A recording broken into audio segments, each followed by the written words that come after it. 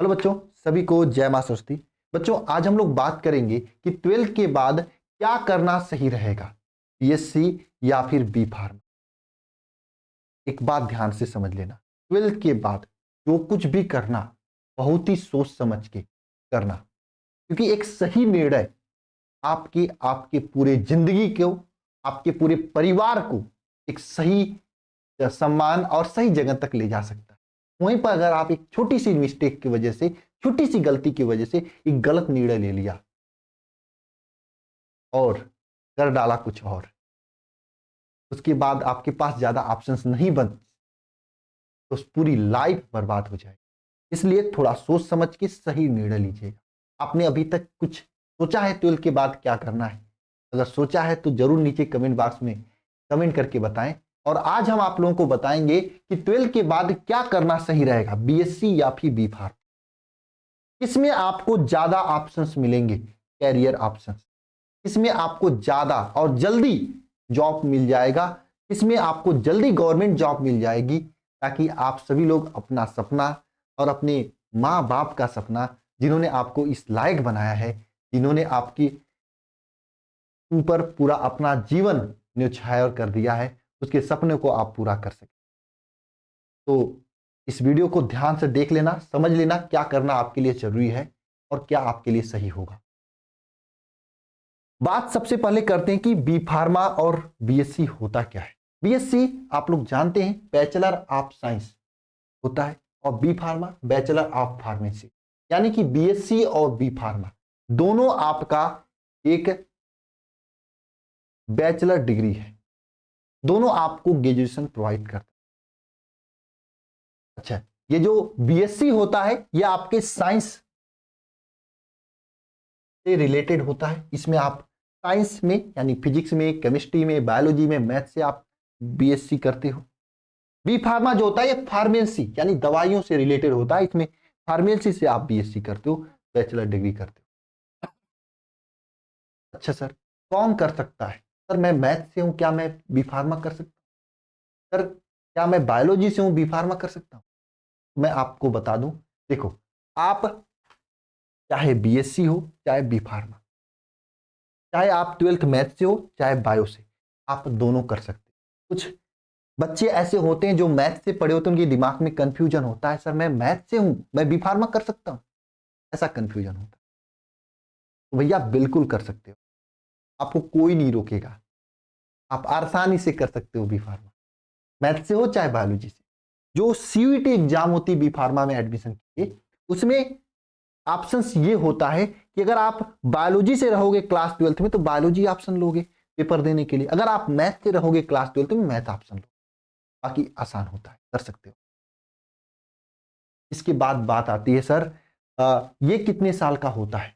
देखो, बीएससी जो होता है आपका 3 साल का होता है, लेकिन बी फार्मा सेमेस्टर होता है इसमें, और 8 सेमेस्टर होता है, 4 साल का होता है।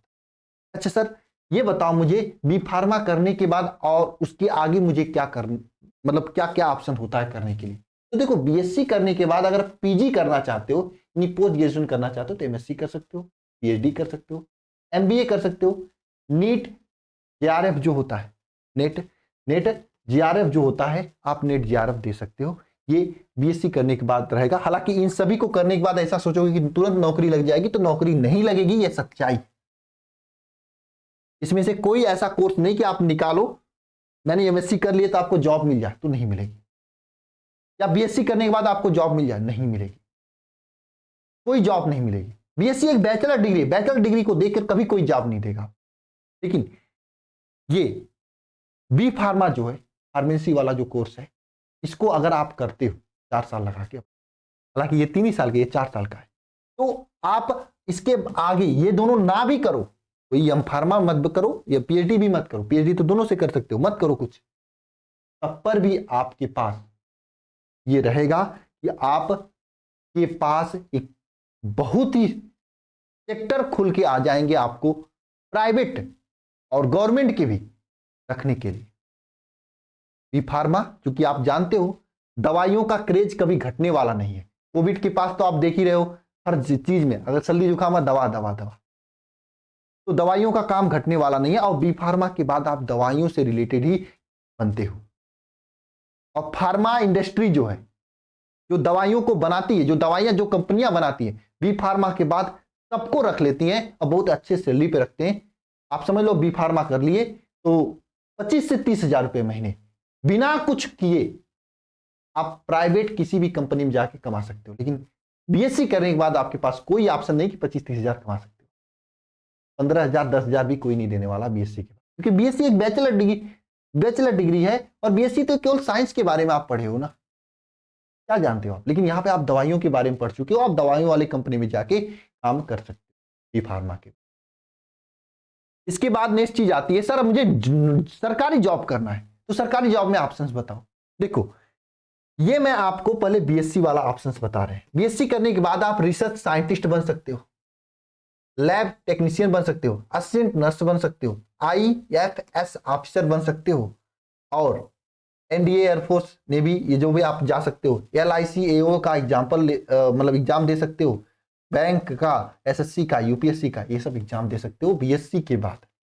लेकिन बात करें बी फार्मा के बाद, तो बी फार्मा के बाद ऐसी बात नहीं कि ये सब एग्जाम नहीं दे सकते हो। बी फार्मा में आप बीएससी वाले पूरे एग्जाम्स दे सकते हो, एक दो एग्जाम को छोड़ के। जैसे आपका ये एनडीए सॉरी ये एयरफोर्स होता है, इसमें मैथ मांगता है, यानी जो मैथ से होता है उसी को रखता है ना। तो इसमें ये छोड़कर आप मैक्सिमम सभी एग्जाम्स आप यहाँ पे बी फार्मा के बाद दे सकते हो, पूरे एग्जाम्स दे सकते हो। लेकिन बीएससी वाला बंदा ये बी फार्मा के ये सब एग्जाम्स नहीं दे पाए, ये केवल और केवल बी फार्मा के लोग दे पाए, केवल और केवल बी फार्मा के लोग दे पाएंगे। जैसे में मेडिकल ऑफिसर, यानी दवाइयों में जो हॉस्पिटल्स वगैरह में हुए या कहीं कहीं पे भी कोई मेडिकल ऑफिसर बन के आपको बना दिया जाए कि दवाइयों का पता लगाना, कौन दवाई सही है कौन दवाई गलत है, क्योंकि दवाइयों में बहुत फ्रॉडगिरी होता है।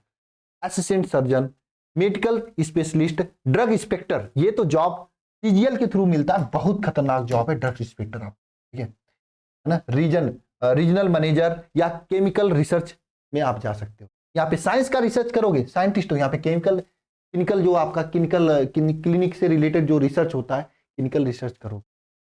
तो मेरे हिसाब से अगर आप बात मानो, अगर पॉसिबल हो सके, थोड़ी सी खर्चे ज्यादा होंगे क्योंकि 4 साल आपको करने हैं, तो आप बी फार्मा करो तो आपके लिए बहुत सारे ऑप्शंस खुले। समझ लो बी फार्मा के बाद अगर आप उसका सर अगर मुझे पुलिस इंस्पेक्टर बनना, क्या मैं बी फार्मा के बाद कर सकता हूँ, एग्जाम दे सकता हूँ एसआई का? बिल्कुल दे सकते हो, आप बिल्कुल दे सकते हो। कोई भी एग्जाम जो बैचलर के डिग्री के बाद होता है, बीएससी के बाद दे सकते हो और बी फार्मा के बाद भी दे सकते हो। लेकिन हाँ, कुछ ऐसे एग्जाम्स हैं जो कि केवल बी फार्मा वाले दे पाए। ड्रग्स इंस्पेक्टर वाला एग्जाम केवल बी फार्मा वाला दे पाए, जो नारकोटिक्स वगैरह वाले में जाते हैं, आप जानते होंगे इंस्पेक्टर वगैरह बनते हैं, ड्रग इंस्पेक्टर के थ्रू बनते हैं, वो बी फार्मा वाला केवल दे। तो इस प्रकार से अगर आप बी फार्मा करते हैं तो आपके पास बहुत सारे करियर ऑप्शंस खुले हैं, आपके पास ज्यादा ऑप्शंस हैं।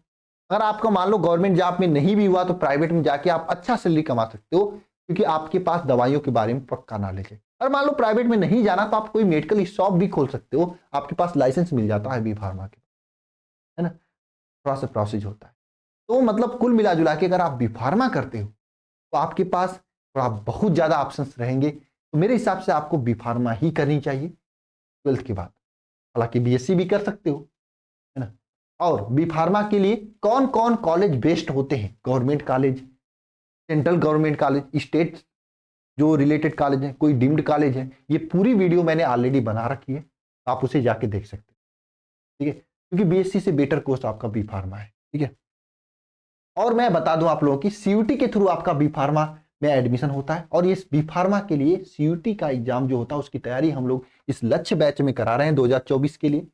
आप सभी लोग अगर 2024 में एग्जाम देना है तो आप इस लक्ष्य बैच को ज्वाइन कर सकते हैं, है ना। इसमें आपको पूरी तरीके से लाइव क्लास नोट्स का PDF, study materials, mock test, practice test और डाउट क्लास ग्रुप, ये सब चीजें आपको इसमें प्रोवाइड की जाएंगी। स्टडी मटेरियल्स में आपको क्या होगा, बुकलेट फॉर्म में, इसमें बुकलेट फॉर्म में, है ना, बुकलेट फॉर्म में आपको किताबें दी जाएंगी, अलग से आपको किताबें लेने की जरूरत नहीं होगी।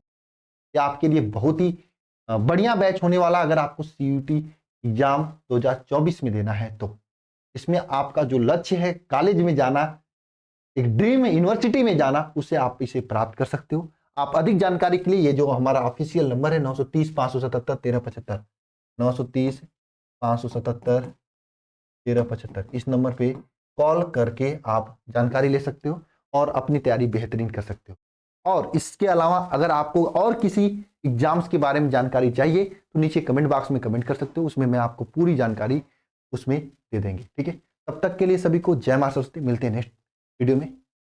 Love you all.